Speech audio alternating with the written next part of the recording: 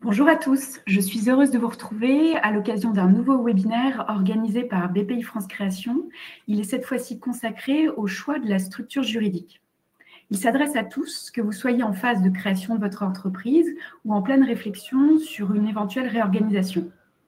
Le fil conducteur de ce webinaire, c'est de vous faire comprendre que le choix d'une structure juridique n'est pas qu'une formalité. C'est une décision stratégique qui va déterminer le développement de votre structure, votre capacité à lever des fonds ou encore votre protection en cas de difficulté. In fine, c'est votre potentiel à réussir votre projet entrepreneurial qui sera impacté. Notre objectif, c'est donc de vous donner toutes les clés pour vous faire un choix éclairé qui sera adapté à vos ambitions, votre activité et votre situation personnelle. Pour y parvenir, nous sommes une équipe de choc. Je propose un tour de table des présentations. Stéphanie, c'est à vous. Bonjour, je suis Stéphanie Coquery, je suis avocate en droit des affaires, en conseil et contentieux et j'accompagne les entrepreneurs dans le cadre de la structuration de leur activité et de l'organisation de leurs relations avec les associés. Merci Stéphanie. Je vous en prie. À vous Stéphanie. Eh bien, tout à fait. Bonjour à tous. Je suis Stéphanie Gatti, cofondatrice d'une plateforme d'infos et de services à destination des parents qui s'appelle Aide aux darons. Et je suis ravie d'apporter mon témoignage avec cette équipe de choc. Merci Stéphanie. Avant d'attaquer le sujet, j'ai quelques détails techniques à vous présenter. Nous sommes ensemble environ pendant 1 heure. Vous avez 2 onglets en bas de votre écran. L'onglet de chat, je vois qu'il est largement rempli pour l'instant. Il est consacré aux questions d'ordre technique. Il y a une personne de notre équipe qui s'occupera de vous réorienter et de vous aider si vous avez des soucis d'ordre technique. N'hésitez pas à utiliser cet onglet. L'onglet questions qui est juste à côté, il est plus consacré aux questions de fond. Et dites-vous qu'on peut vous répondre de 2 manières. Soit on va vous renvoyer vers un contenu du site internet, soit Stéphanie Coquery y répondra lors de sa présentation. N'hésitez pas à liker les questions, cela nous permet de mesurer l'intérêt d'une question. Je vous propose de vous présenter le sommaire qui va se présenter en 4 temps. La première partie est consacrée aux bonnes questions qu'il faut se poser avant de se lancer. On abordera rapidement 8 critères qui sont intéressants de présenter avant de se lancer. La deuxième partie sera consacrée aux principales structures juridiques. La troisième, on fera un petit focus sur des solutions de test d'activité avant de se lancer. Et enfin, il y aura des cas pratiques. À la fin, nous verrons si nous avons encore le temps pour répondre aux questions, mais globalement, nous avons fait le choix de répondre au cours de la présentation. J'attaque. Pour cette première partie, je vous propose donc de vous poser 8 bonnes questions avant de vous lancer. La première question concerne le choix de la temporalité. Vous voyez sur ce schéma qu'il est mis en exergue que le choix de la forme juridique, il se pose au niveau de la réalisation des formalités. Avant, vous avez tout à protéger, réglementer ou voir votre capacité à emprunter auprès de vos banquiers. Ensuite, vous devez vous poser la question de la typologie de votre activité, parce que dans certains cas, le choix d'une structure est imposé. À cet effet, je vous invite à consulter les fiches des activités réglementées qui sont sur le site de BPI France Création. Il y a soit des activités réglementées, soit des dossiers projecteurs. Vous rapprochez de chambres consulaires et enfin, vous renseignez auprès de fédérations d'ordre professionnel qui dépendent de votre secteur d'activité. Ensuite, vous devez vous poser la question de savoir si vous allez vous lancer seul ou vous associer. Ça, c'est une mise en balance de plusieurs questions et vous êtes le plus à même à y répondre. Est-ce que vous souhaitez conserver votre autonomie, prendre l'ensemble des décisions donc seul et à l'inverse, est-ce que vous souhaitez partager vos responsabilités et donc le contrôle de votre entreprise? Se lancer seul, finalement, donc, nécessite de faire le point sur sa situation et de demander de l'aide si nécessaire, alors que s'associer nécessite de s'entourer de personnes de confiance, d'anticiper les difficultés, de mettre en place des règles claires et de dissocier sa vie privée de sa vie personnelle. À cet effet, je vous invite à consulter le pacte d'associés, le modèle de pacte d'associés que nous avons mis en place grâce à Stéphanie sur le site de BPI France Création. Une autre question qui est importante à vous poser, elle est de savoir quels sont vos besoins financiers. En cela, il faut bien que vous distinguiez deux choses. Les besoins financiers, c'est finalement, vous avez deux choses. Vous avez les besoins financiers qui désignent les besoins qui sont liés aux activités quotidiennes. Donc, ça va être le paiement des fournisseurs, les salaires, les coûts de production. Alors que le capital social, lui, il représente, c'est un outil de financement, c'est aussi une clé de répartition des pouvoirs, une garantie pour les créanciers et pour les banques. Enfin, vous devez aussi vous poser la question des projections de développement. Vous devez savoir ce que va donner votre idée de business dans quelques années.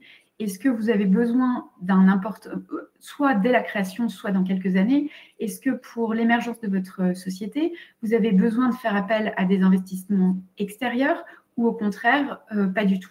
Et dans ce cas, il y a deux pans qui s'offrent à vous, soit le choix de l'entreprise individuelle si vous n'avez pas forcément besoin d'investissement extérieur, soit le choix de la société si vous en avez au contraire besoin. Vous devez aussi vous poser la question de la protection de votre patrimoine. Depuis le 15 mai 2022, il y a une séparation automatique du patrimoine personnel et professionnel, et je laisserai Stéphanie Coquery en parler plus tard par la suite. Enfin, si vous êtes associé, sachez que dans certains types de sociétés, un associé est solidairement indéfini et responsable des dettes sociales. Par exemple, je pense à la SNC, alors que dans la SARL, les associés seront, eux, responsables financièrement qu'à hauteur de leurs apports. Vous devez aussi vous poser la question de l'imposition de votre entreprise. Ce n'est pas un choix déterminant, mais ça peut être intéressant de comprendre notamment de faire une simulation de votre imposition et donc de savoir quel est l'intérêt et si choix se pose, si vous devez être imposé à l'IS ou à l'IR. Ça, Stéphanie Coquery en reparlera par la suite. Enfin, la question de la protection sociale se pose. Vous avez deux statuts quand vous êtes indépendant. Quelquefois, le statut vous est imposé. Vous avez soit le statut du travailleur non salarié, soit le statut d'assimilé salarié. Dans certains types de sociétés, vous le voyez, vous avez inévitablement le statut d'assimilé salarié. Et je vous montre un exemple à cet effet pour que vous compreniez bien l'intérêt je vous montre un comparatif. Le statut du travailleur non salarié est moins protecteur, moins coûteux aussi, alors que le statut d'assimilé salarié est plus coûteux et plus protecteur. Et pour exemple, vous avez un exemple chiffré qui vous permet de mettre en exergue le coût que cela représente.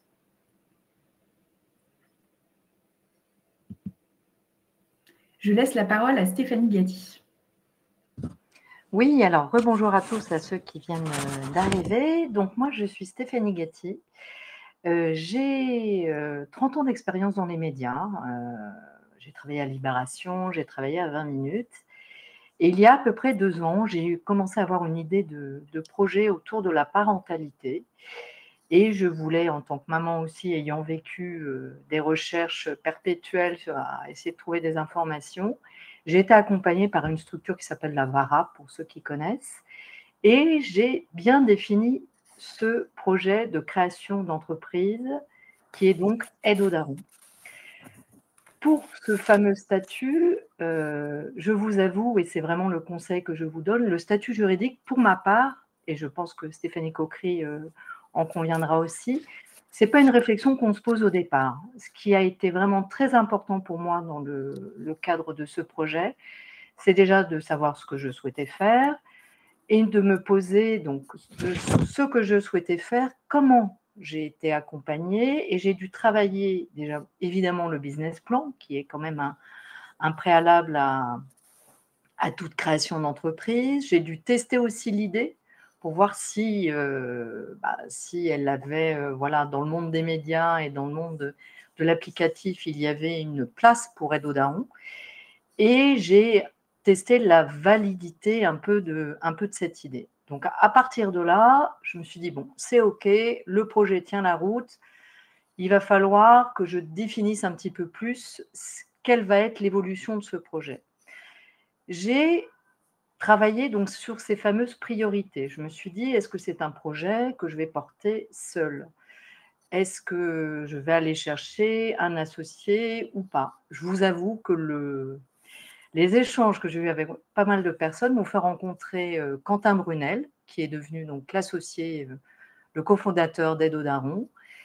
Et donc, à partir du moment où j'avais ce fameux associé, il a fallu aussi qu'on se pose des questions, toujours avant que la structure d'Aide aux Darons soit créée. On s'est posé la question de la croissance qu'on souhaitait pour Aide aux Darons et aussi des besoins de financement. Et très, très vite, on s'est rendu compte que nous allions chercher sûrement du love money, on allait chercher des subventions et que à un moment dans la croissance de la société, il fallait aller chercher des fonds.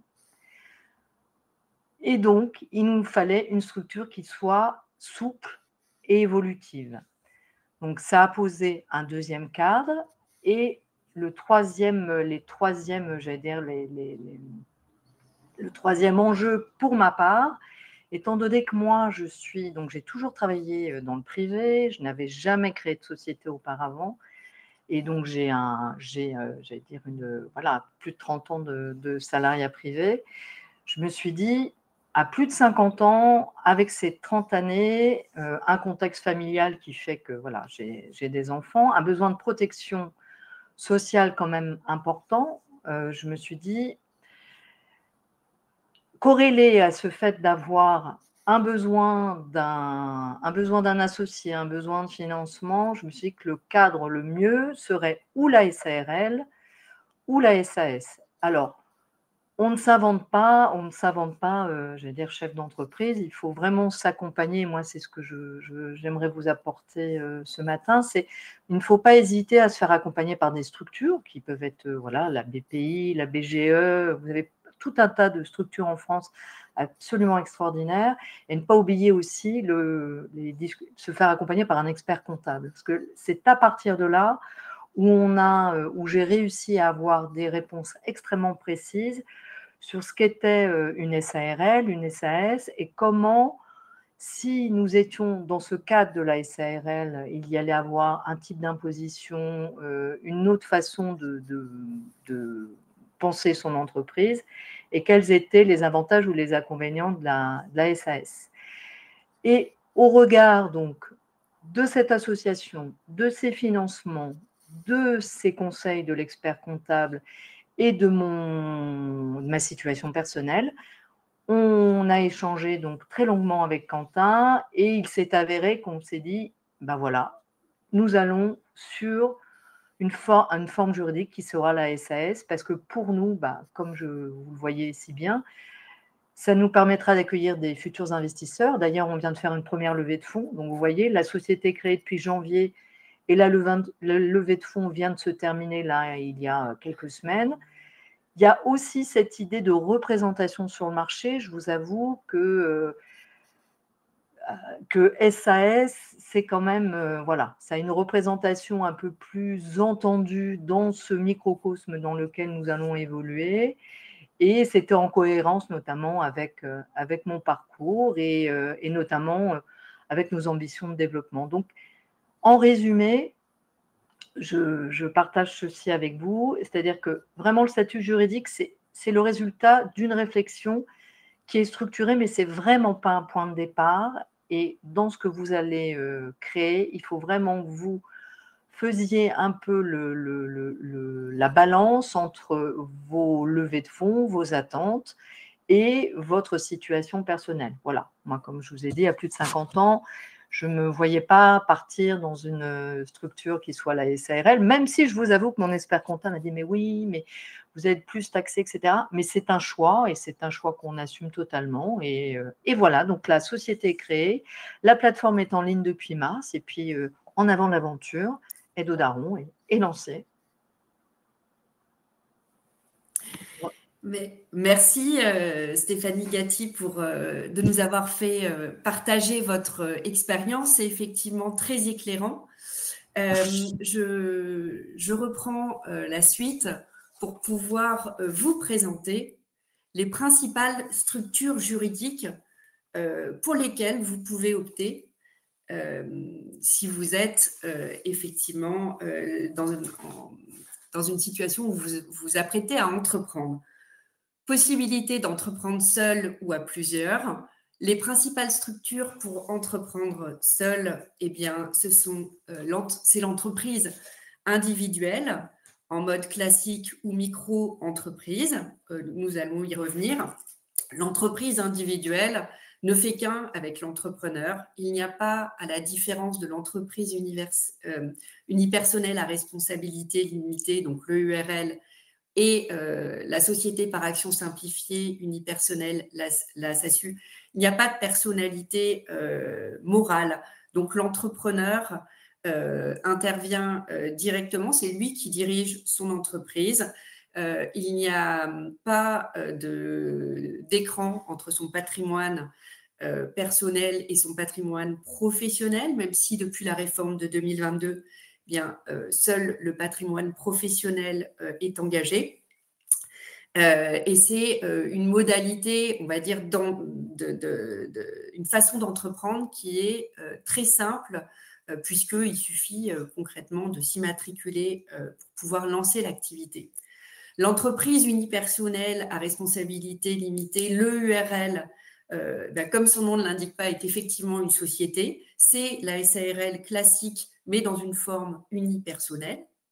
Donc, c'est une personne morale. Elle est beaucoup plus structurante et elle permet d'isoler cette fois-ci complètement l'activité de l'entreprise du patrimoine personnel de l'entrepreneur, puisque l'associé d'une EURL n'est responsable qu'à hauteur de ses apports. La SASU, quant à elle, est effectivement donc la SAS associée unique. Elle se rapproche très largement effectivement de la SAS. C'est un outil beaucoup plus structuré qui permet effectivement à son dirigeant de bénéficier d'un statut assimilé salarié. Donc effectivement, pour reprendre rapidement, l'entreprise individuelle, il n'y a pas de notion de capital social. L'entrepreneur et l'entreprise, c'est la même chose. L'imposition, eh bien, le régime d'imposition, c'est l'impôt sur le revenu, avec la possibilité d'opter depuis la réforme pour l'impôt sur les sociétés, ce qui peut être intéressant si une partie des revenus de l'activité doit être réaffectée, on va dire, réinvestie dans l'activité professionnelle. Et puis, le régime social du dirigeant, qui est un régime TNS, c'est-à-dire travailleur non salarié, c'est-à-dire un régime qui est beaucoup moins coûteux en termes de charges sociales que le régime salarié ou assimilé salarié, mais qui est également moins protecteur. Dans le cas de l'EURL, comme nous l'avons vu, effectivement, l'avantage, c'est évidemment l'écran de la personnalité morale.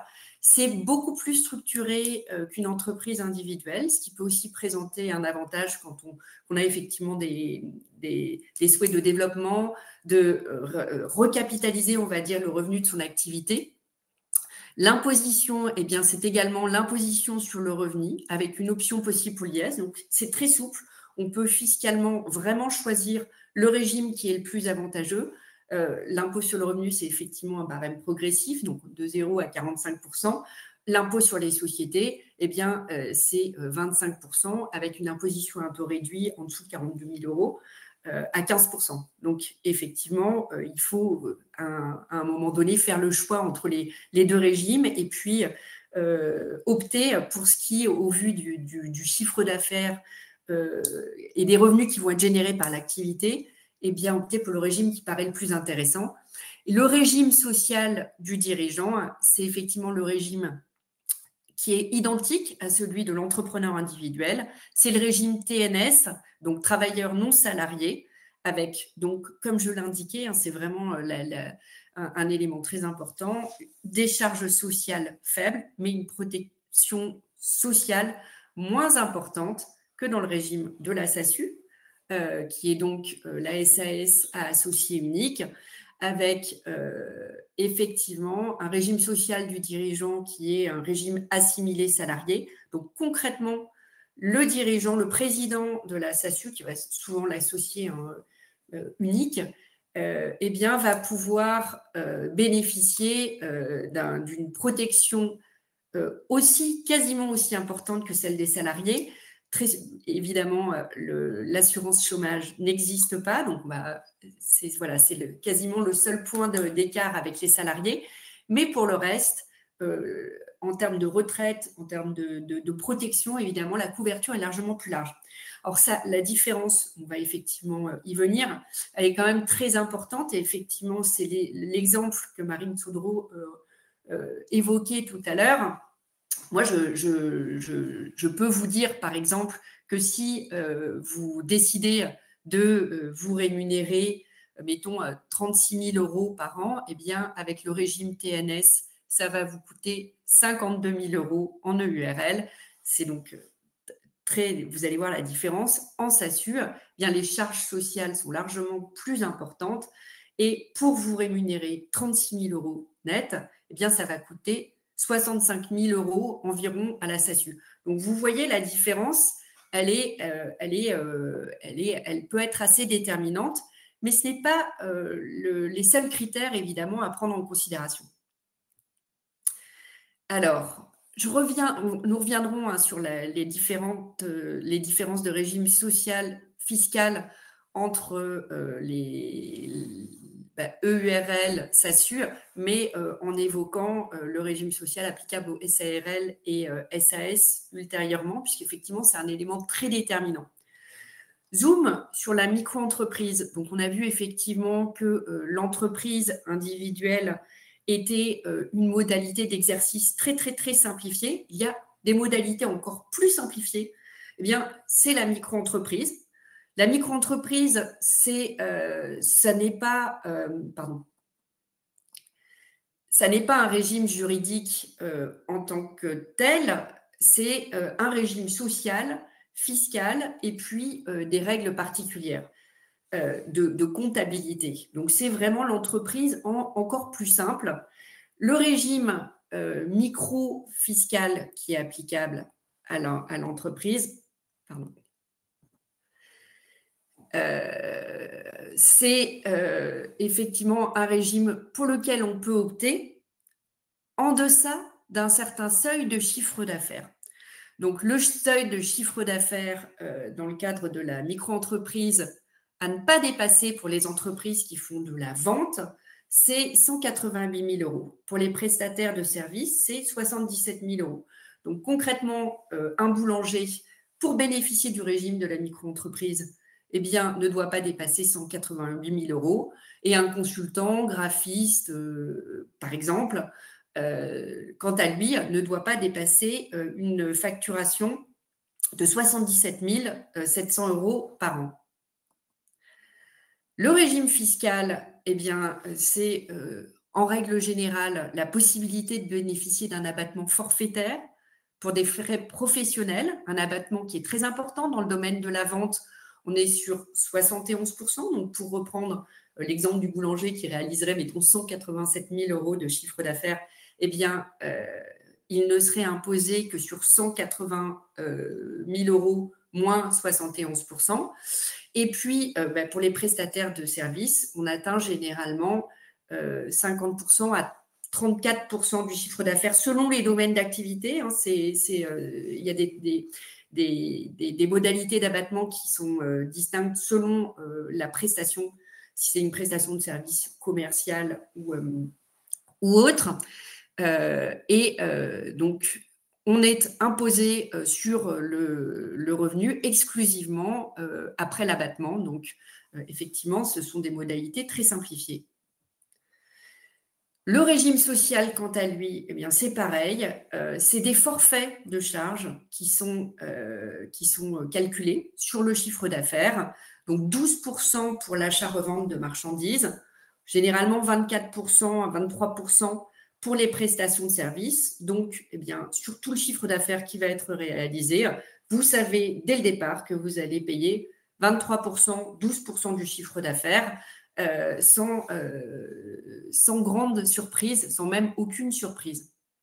Donc, c'est effectivement un régime qui est largement simple, enfin, qui est largement simplifié et qui peut vraiment mettre le pied à l'étrier aux entrepreneurs qui commandent. Alors, juste avant effectivement de parler des structures pour entreprendre à plusieurs, je voulais faire un aparté, c'est que effectivement, pendant très, très, très longtemps, moi, je l'ai beaucoup vu à titre personnel dans le cadre de ma pratique, lorsque un entrepreneur arrivait avec un projet, et ça a vraiment été, je pense, un travers de beaucoup, alors j'allais dire d'experts comptables, de conseillers, mais d'avocats aussi, qui était de dire, bah, écoutez, vous avez un projet professionnel à développer, souvent pour des entrepreneurs qui bénéficiaient encore de l'aide au retour à l'emploi, et systématiquement, les entrepreneurs en devenir étaient orientés vers la SASU, parce que c'était la structure qui permettait à l'époque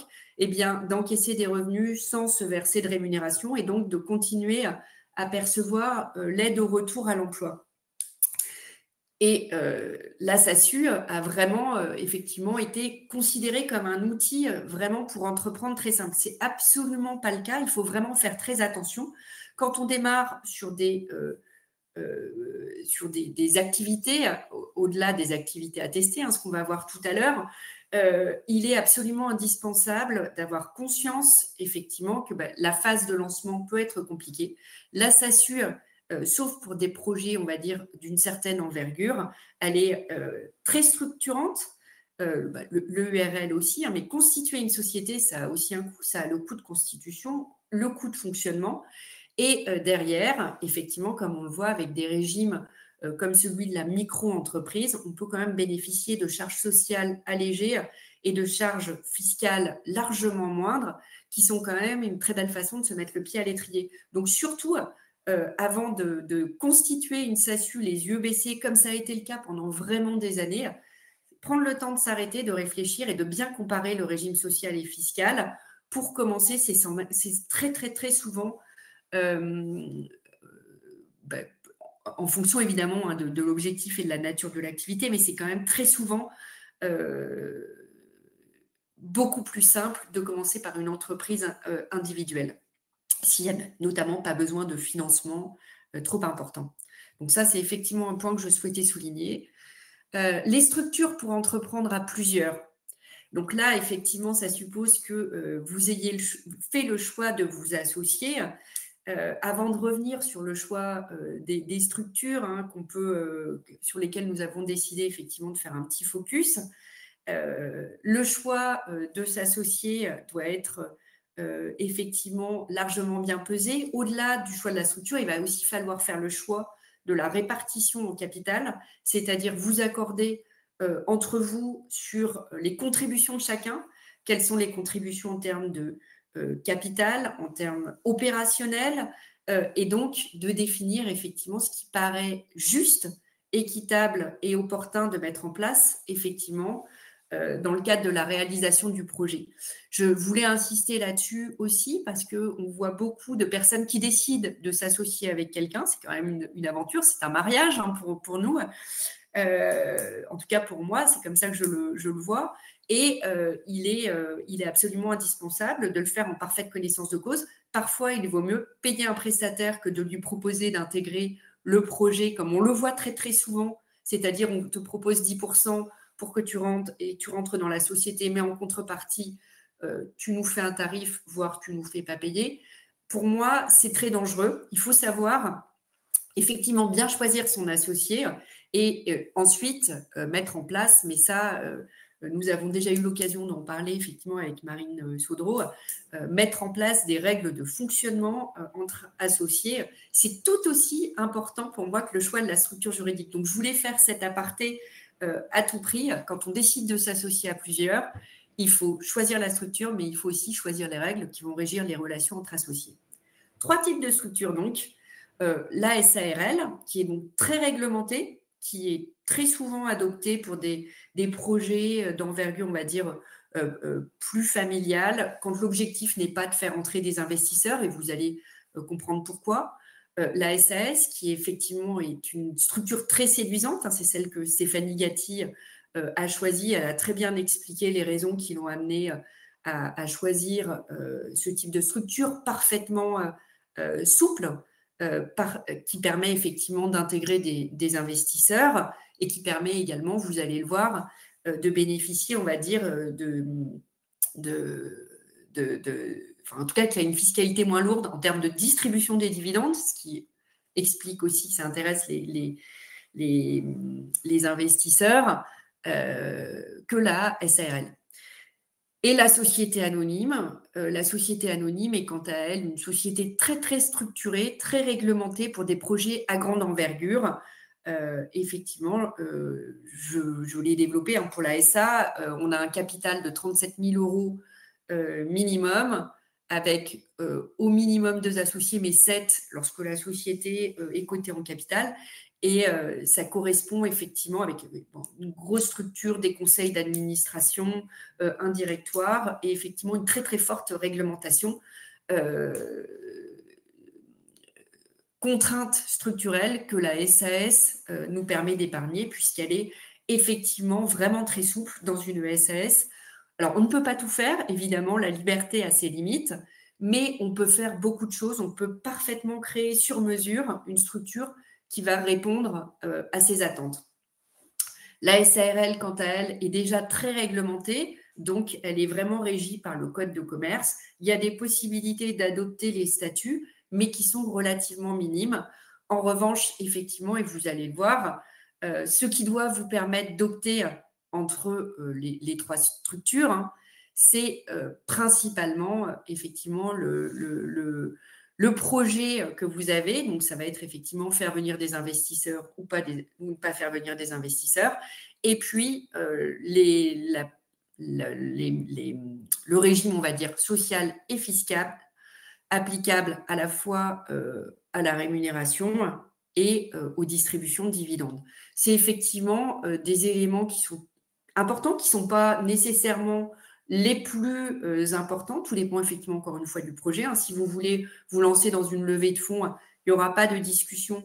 L'outil le plus adapté, ça sera évidemment la SAS.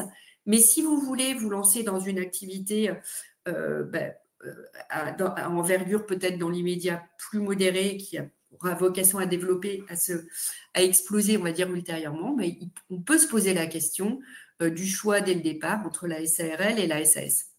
Donc, pour la SARL, c'est une imposition effectivement à l'impôt sur les sociétés, donc on est à 25% d'imposition, avec la possibilité d'opter pour l'impôt sur le revenu pendant une durée très limitée, hein, c'est généralement 5 ans, sauf erreur de ma part. Voilà. Et donc, ce qui effectivement est important, et c'est ce que Marine Chaudreau avait évoqué rapidement tout à l'heure, mais parce que nous savions que nous allions y revenir plus en détail, c'est le régime social du dirigeant, que j'ai déjà évoqué, donc le régime travailleur non salarié pour le gérant majoritaire, hein, ce qui est souvent le cas, mais enfin, pas toujours. Et lorsque le gérant est minoritaire ou ne fait pas partie d'un collège de gérants majoritaires, bien dans ces cas-là, le régime est un petit peu différent, puisque le gérant minoritaire est à ce moment-là assimilé salarié et donc a le même régime, on va dire, que celui du président d'une SAS. Voilà, donc pour la SAS, effectivement, c'est déjà dit, mais donc l'imposition, c'est l'impôt sur les sociétés. La possibilité aussi d'opter pour l'impôt sur le revenu, sous certaines conditions et pendant des durées très limitées. Et puis le régime social du dirigeant assimilé salarié, sur lequel donc, je suis revenue tout à l'heure, hein, c'était assez significatif. Pour se verser 36 000 €, eh bien, ça coûte 52 000 en SARL et en SAS, 65 000 €. Alors, la différence, alors, je voulais effectivement faire un petit aparté sur les dividendes. Les dividendes, lorsqu'ils sont versés en SARL, sont très, très, très lourdement taxés lorsque lorsque l'associé, on va dire s'il y a un associé qui est gérant majoritaire, bien lorsqu'il va vouloir se verser des dividendes, au-delà de 10%, tout ce qui est versé au-delà de 10% est soumis à cotisation sociale au-delà de la flat tax. Donc concrètement, un associé gérant majoritaire qui aurait fait 100 000 euros, on va dire, de bénéfices, se verrait imposer à l'impôt sur les sociétés à hauteur de 25%. Sur les 75 000, eh bien, il ne pourrait toucher à terme les dividendes qu'il voudrait se verser, eh bien, seraient soumis à la cotisation sociale au-delà de 10%, donc sur 65 000 euros à hauteur de 45%. Et puis, également à la flat tax. Donc, vous voyez que pour 100 000 euros de bénéfices, eh bien, le gérant de SARL, qui aurait été très, très, très majoritaire, ne pourrait toucher que, grosso modo, 23 000 euros de revenus nets au titre d'une distribution de dividendes. Et dans la SAS, eh bien, ce dispositif n'existe pas. Il n'y a que la flat tax pour la distribution de dividendes. Donc, pour 100 000 euros de dividendes réalisés, eh bien 75 000 euros une fois qu'on a enlevé l'impôt sur les sociétés. Sur les 75 000 euros versés, on enlève la flat tax, 30% pour le moment, question de l'augmenter. Et on pourrait, voilà, le principal actionnaire, on va dire, pourrait toucher jusqu'à 52 000 euros de dividendes. Donc, vous voyez, à la fois la rémunération est plus avantageuse pour la SARL, mais la distribution de dividendes, dès lors qu'elle concerne un gérant majoritaire, elle est très, très, très douloureuse, tandis que pour la SAS, bien se verser une rémunération, c'est très chargé, mais en revanche, la distribution de dividendes permet effectivement d'optimiser le revenu. Donc, il faut faire la balance lorsqu'on choisit entre SARL et SAS de ce qui va vous permettre d'optimiser fiscalement et socialement les revenus, mais également ne jamais omettre de considérer quel va être l'objectif principal. Est-ce que le dirigeant veut se verser une rémunération, ce qui lui permet de cotiser à des retraites, ou alors d'avoir, en tout cas, effectivement, des cotisations sociales derrière, ou alors est-ce qu'il veut principalement se verser des dividendes, ce qui peut être le cas notamment en fin de carrière, lorsque les cotisations retraite ont déjà été payées, les trimestres ont été faits, et qu'on préfère évidemment favoriser une rémunération par voie de dividendes. Alors, je tiens également à attirer votre attention sur le fait qu'il y a malgré tout des limites, c'est qu'effectivement, on n'est pas totalement libre de dire aujourd'hui, je ne vais me payer qu'en rémunération ou je ne vais me payer qu'en dividende, puisque l'URSSAF, il voit à redire si une société dans le cadre de laquelle une activité est exercée réellement par le dirigeant, bien, si le dirigeant ne se paye pas du tout, l'URSSAF va considérer qu'elle va y voir un manque à gagner. Et à l'inverse, le fisc, s'il voit que tout est versé en rémunération et qu'il n'y a pas de dividendes qui sont versés, va considérer, ou alors que l'impôt sur les sociétés n'est pas très élevé parce que tout est versé en rémunération, eh bien, le fisc va aussi y voir à redire. Donc, il faut trouver un équilibre, juste une équité, pour ne pas effectivement qu'il y ait des rémunérations excessives ou au contraire des rémunérations insuffisantes au regard des organismes sociaux et fiscaux. Voilà. Stéphanie ? Oui. On me pose des questions sur les solutions. Comment faire pour passer d'une SAS à une SA ? En gros, comment basculer en fait d'une structure à une autre ? Est-ce que vous pouvez y répondre avant d'entamer l'économie solidaire ? Oui, tout à fait. C'est très très simple. Et c'est d'ailleurs, ça peut être effectivement d'ailleurs préconisé en fonction de l'évolution de l'activité, des revenus, des besoins. Parfois, on peut avoir besoin que la rémunération coûte moins cher ou à l'inverse, effectivement, d'évoluer vers une structure plus ouverte. C'est très simple. Il s'agit de faire une assemblée générale de transformation de la société et d'adopter des nouveaux statuts. Ceux-ci sont enregistrés et à ce moment-là, bien, le statut du dirigeant va basculer dès que l'enregistrement de la formalité sera faite. Et c'est une formalité qui est peu coûteuse, très simple à faire. Donc, effectivement, ça me permet de souligner un point, c'est que rien n'est immuable. C'est-à-dire que si vous choisissez à un moment donné une structuration, vous pouvez toujours évoluer lorsque vous vous rendez compte que les objectifs ont changé, ou alors que effectivement les besoins en termes de rémunération ou en termes de se distribuer plus de dividendes parce qu'on aurait fait rentrer quelqu'un évoluent aussi. Voilà. Donc tout ça est très souple. Merci Stéphanie. On pose aussi des questions sur la distinction entre patrimoine professionnel et personnel. Est-ce que vous pouvez revenir sur ce point, s'il vous plaît? Oui, j'ai été effectivement très rapide. Le patrimoine personnel, ça va être la maison de campagne, ça va être la résidence principale de l'entrepreneur. Et le patrimoine professionnel, ça va être le patrimoine qui va être affecté à l'activité, c'est-à-dire les outils qui vont être achetés, les ordinateurs, tout ce qui est un véhicule professionnel.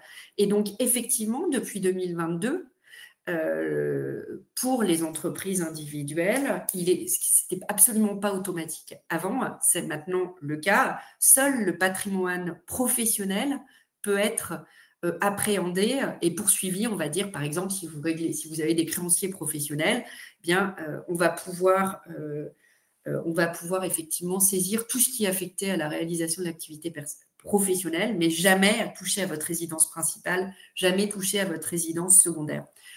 La difficulté, c'est que parfois, par exemple, un véhicule, il va être affecté à l'usage personnel et l'usage professionnel, et le distinguo n'est pas toujours très simple, n'est pas toujours évident, d'où le risque qu'on peut entrevoir effectivement lorsque les frontières sont un peu floues. Par exemple, si vous exercez depuis chez vous, est-ce qu'on va considérer que votre lieu d'habitation n'est pas un lieu affecté à l'activité professionnelle? Donc, il y a effectivement des règles qui se sont dessinées, mais dans le flou, certains préfèrent, et puis ça aussi, ça peut avoir un intérêt, effectivement, totalement isoler les deux et avoir une activité qui va être exclusivement structurée sous forme de société, puisque dans ces cas-là, effectivement, si on décide d'investir 100 € dans la société, on ne pourra jamais être poursuivi au-delà de 100 €, sauf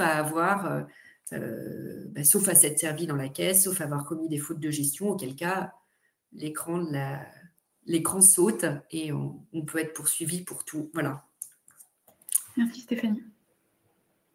Je vous en prie. Donc l'économie sociale et solidaire,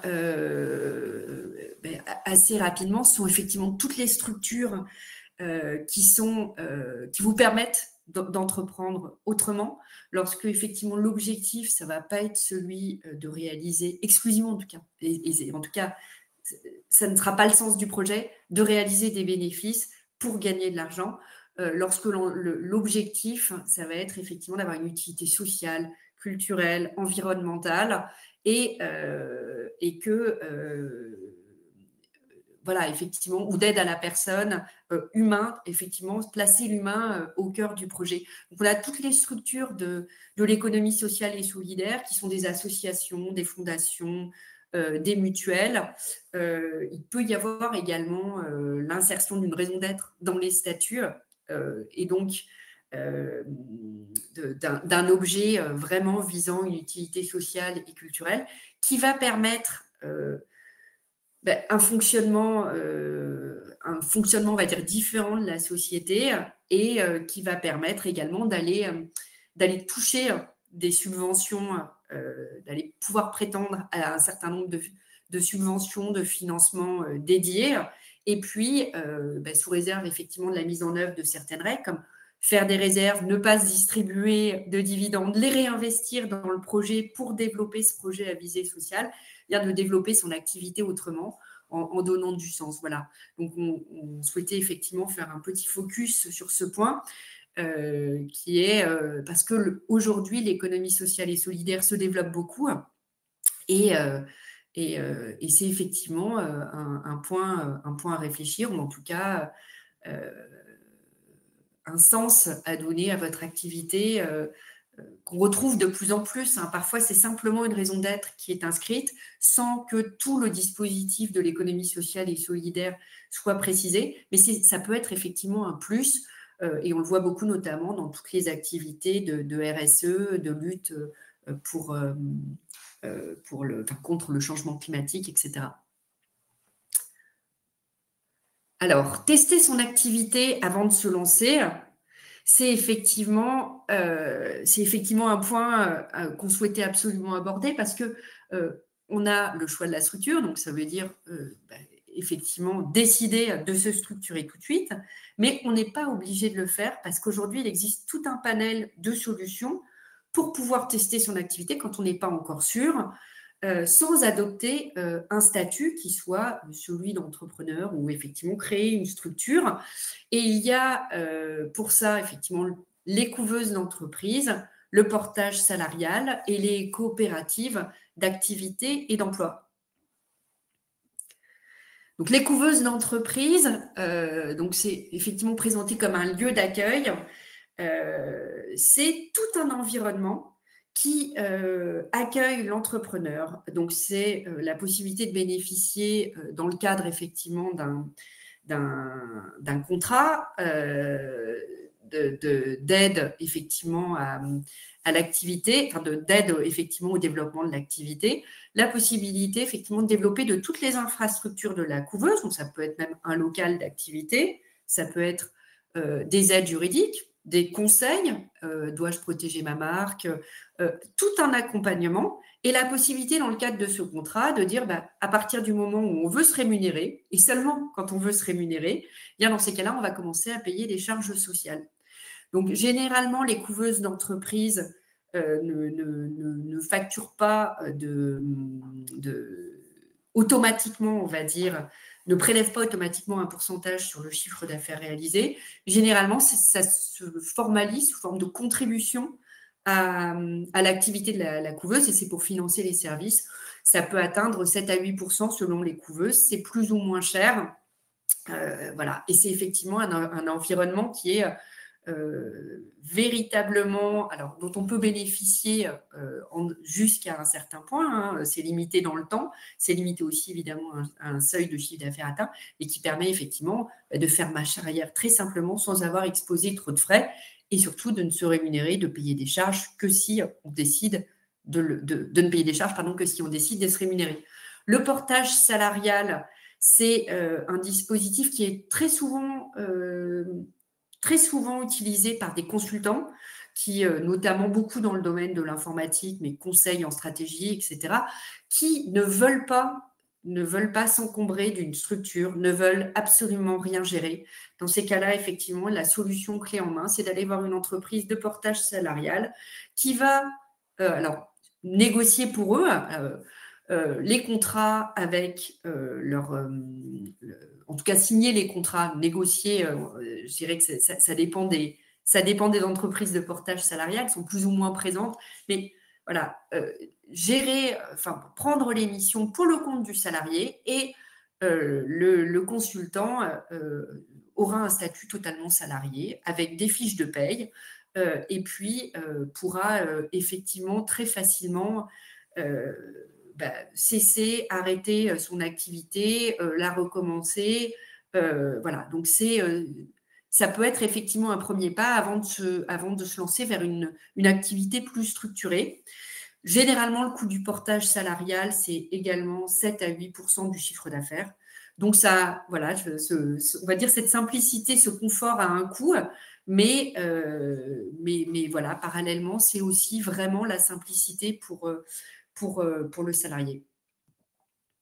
Et donc, les coopératives d'activité et d'emploi qui, elles, permettent effectivement à leurs membres de bénéficier du statut d'entrepreneur salarié. Donc, c'est un fonctionnement aussi très démocratique.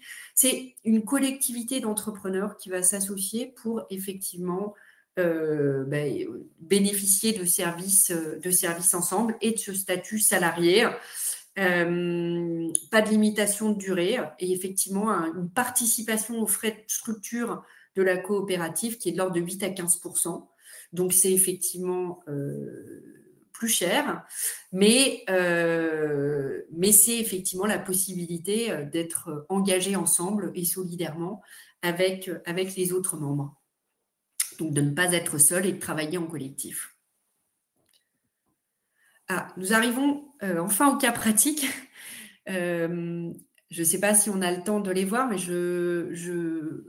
on a développé, en tout cas, ça sera présent sur toutes les slides. Peut-être qu'on va pouvoir en faire quelques-uns. On a décidé effectivement de vous soumettre plusieurs scénarios pour pouvoir comprendre effectivement vers quel choix vous devez vous orienter selon la situation dans laquelle vous vous trouvez. Donc, le premier qui est assez évident, c'est qu'il y a effectivement le cas de Delphine, ostéopathe indépendante. Elle souhaite s'installer à son compte sans salarié, donc très simple. Elle n'a pas d'investissement majeur prévu, un chiffre d'affaires prévisionnel de 25 000 €. Quelle va être la structure qui vous paraîtra le plus adaptée? Eh bien, plusieurs structures effectivement possibles. Ça pourrait être une couveuse, pourquoi pas, le temps de tester son activité. Une entreprise individuelle, mais vous voyez qu'elle a un chiffre d'affaires prévisionnel de 25 000 €. Donc, évidemment, ce qui va être le plus adapté pour elle, c'est la micro-entreprise, à mon sens, par rapport à la couveuse, parce qu'une activité d'ostéopathe, ça dépend effectivement des secteurs, mais généralement, c'est des activités qui prennent très vite et très bien parce qu'il y a beaucoup de besoins, donc on n'a pas nécessairement besoin de tester, mais pourquoi pas, c'est à son appréciation. La micro-entreprise, parce que son chiffre d'affaires, effectivement, est largement inférieur au seuil envisagé et que ça va être très simple pour elle de s'inscrire. Et puis, en termes de charges sociales et d'un point de vue fiscal, ça sera évidemment tout à fait idéal pour gérer. Donc, Ilan, développeur freelance en parallèle d'un CDI, bien lui, il a déjà son activité. Effectivement en parallèle, donc il a déjà le statut salarié. Effectivement, ce qui paraît adapté pour lui, ça va être évidemment le portage salarial, s'il ne veut pas beaucoup de contraintes, parce qu'il est déjà salarié, et la micro-entreprise, pour exactement les mêmes motifs, la simplicité de gestion. Donc, on a Raphaël, qui est artisan menuisier indépendant, qui travaille seul, mais qui envisage d'embaucher un apprenti. Il souhaite limiter ses risques personnels et pouvoir réduire ses charges.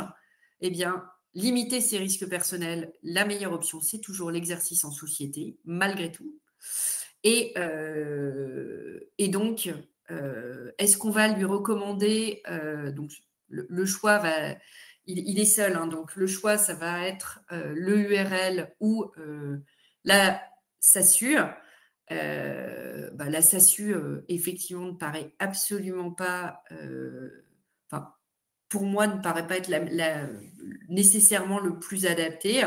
Ça peut l'être s'il a une volonté, effectivement, d'être particulièrement bien couvert en termes de charges sociales, en termes de protection sociale. Mais ça risque de lui coûter aussi plus cher de s'y rémunérer. Donc, effectivement, moi, j'opterais plutôt pour le URL qui me paraît adapté à sa situation et au vu, effectivement, de son projet. Alors, soumis à l'IS ou à l'IR, là, il faudrait faire effectivement une balance personnelle, c'est-à-dire voir quel est son barème d'imposition sur le revenu, pour pouvoir comparer effectivement l'opportunité d'opter pour l'un ou l'autre. C'est effectivement un exercice dont on ne peut pas se passer. Julie et Guillaume, restaurateurs, donc ils sont en couple. Donc je crois effectivement qu'il y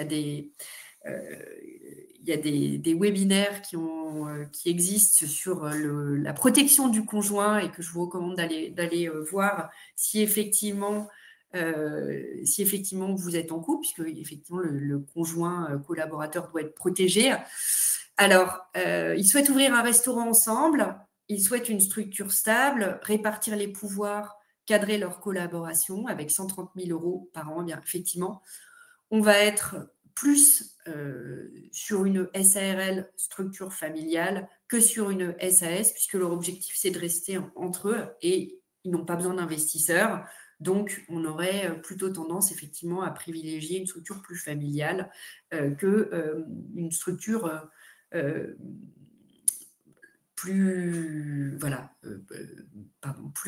adaptée, effectivement, à des besoins d'investissement.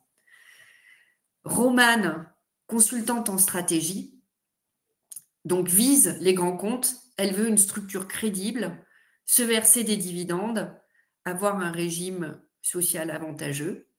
Effectivement, je pense qu'avec un chiffre d'affaires prévisionnel 210 000 € par an, l'idéal, c'est la SASU. Pour les raisons évoquées, la distribution de dividendes en SASU est largement plus intéressante que la distribution de dividendes en EURL, mais largement plus intéressante. Donc, effectivement, pour moi, il n'y a pas tellement de doute là-dessus. Si elle accepte de se verser une rémunération et de verser sa contribution, enfin de diminuer son souhait de verser des dividendes, effectivement, l'EURL à l'IS peut être adapté. Ça, c'est effectivement toutes les questions de mesure. Et puis, le portage salarial n'est pas exclu non plus, puisqu'elle souhaite également avoir un régime social avantageux. Alors, le scénario, le 6, c'est Anissa, Philippe et Lila, Startup Tech. Donc, ils veulent une structure souple dans la perspective d'une levée de fonds, avoir des BSPCE, organiser librement les rôles des fondateurs. Je pense qu'on est dans le cas pratique le plus simple. Il n'y a pas de doute possible. La SARL est totalement exclue. C'est la SAS. C'est pour les raisons d'ailleurs que Stéphanie avait elle aussi largement souligné dans le cadre de son intervention.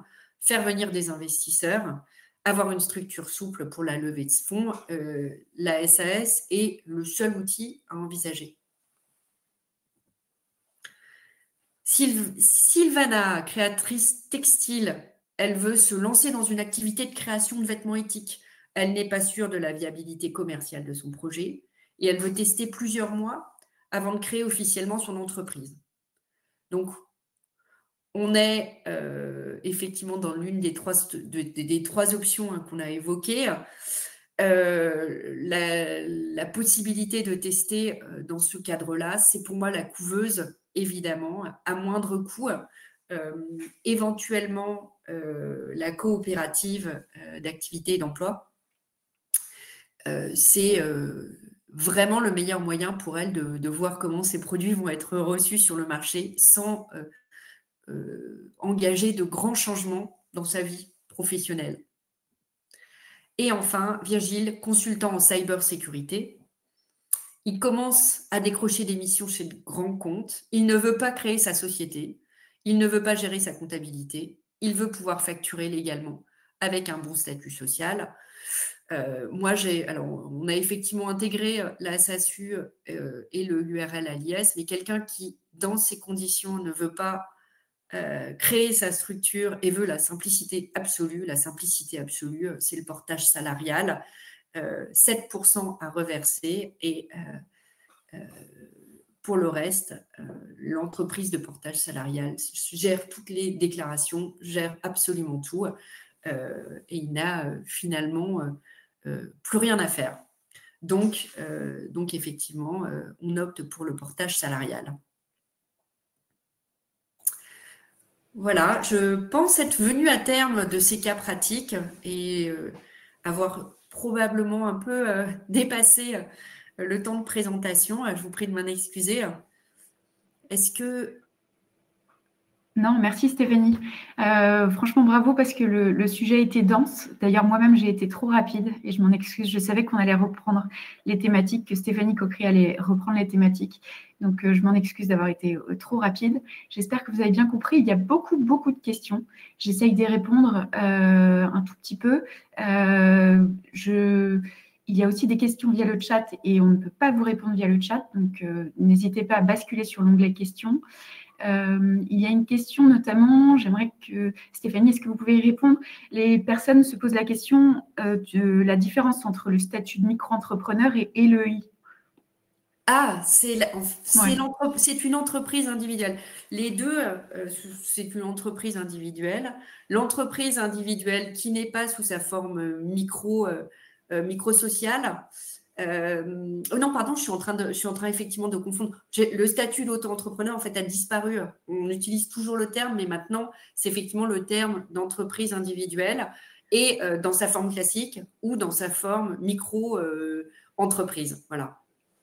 Et il y a une déductibilité des charges qui est possible en EI et pas forcément en micro. Oui, tout à fait. Voilà. Effectivement, c'est un point que j'ai pas, sur lequel je ne me suis pas étendue, mais c'est d'ailleurs vraiment important de faire ce calcul-là. Si vous avez beaucoup de charges à déduire, choisissez peut-être l'entreprise individuelle plutôt que le régime d'auto-entrepreneur. S'il y a vraiment beaucoup de charges à déduire, parce que ça sera dans ces cas-là plus favorable de pouvoir toutes les déduire plutôt que d'avoir cet abattement qui n'est pas contrôlé. Oui. Et alors, comment est-ce qu'on peut passer d'une SASU vers une micro-entreprise? Ça n'arrive jamais. Non, ça n'arrive jamais. C'est vraiment une hypothèse que je n'ai jamais vue. La SASU, si elle est dissoute, dans ces cas-là, une entreprise, il faut cesser, en fait, tout simplement, dissoudre la SASU, arrêter l'activité pour ensuite pouvoir créer une activité de micro-entreprise ou d'entreprise. Ouais. Je regarde encore quelques questions.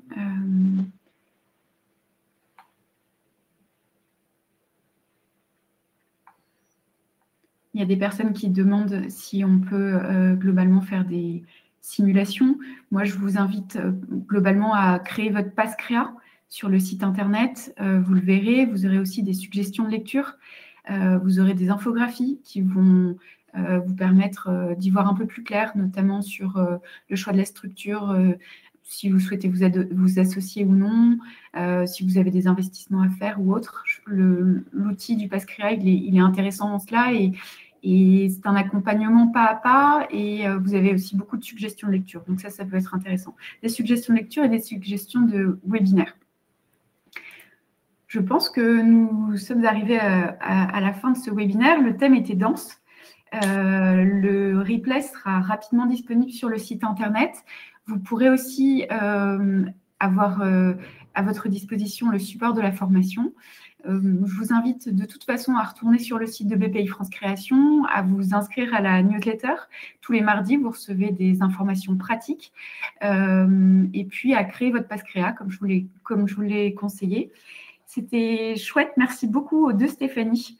Merci pour votre témoignage, votre expertise. C'était vraiment une chance de travailler avec vous. Merci pour votre écoute. Merci bien. Merci à Virgile, c'est un membre de l'équipe qui agit dans l'ombre, mais grâce à lui, le webinaire s'est déroulé sans encombre, malgré la tempête. Je vous souhaite une super réussite professionnelle. J'espère qu'on vous a donné du cœur à l'ouvrage. Et n'hésitez surtout pas à retourner sur le site internet si vous avez quelques questions que ce soit.